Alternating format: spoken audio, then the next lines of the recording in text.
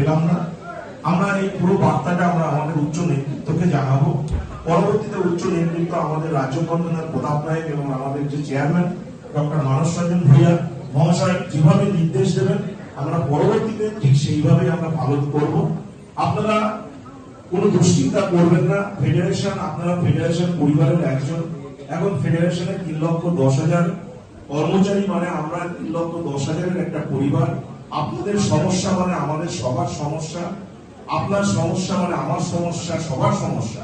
সুতরাং এই নিয়ে আপনারা কখনো দুশ্চিন্তা করবেন না। আমাদের উচ্চ নেতৃত্ব থেকে শুরু করে আমরা সবসময় ভাবছি আপনাদেরকে কিভাবে কতটা কি সুবিধা দেওয়া যায়, কিভাবে আমরা আপনাদের প্রমোশন থেকে শুরু করে আইআরএস থেকে শুরু করে অন্যান্য যে সরকারি সুযোগ সুবিধা সেইগুলো কিভাবে আপনাদের কাছে যত তাড়াতাড়ি সম্ভব পৌঁছে দেওয়া যায় আমরা চেষ্টা করছি। আপনারা ভালোভাবে সবাই বাড়ি ফিরবেন এই বলে আমি আমার ছোট্ট বক্তব্য শেষ করছি। সবাই একবার হাত তুলে জয় বাংলা বলবেন। জয় বাংলা।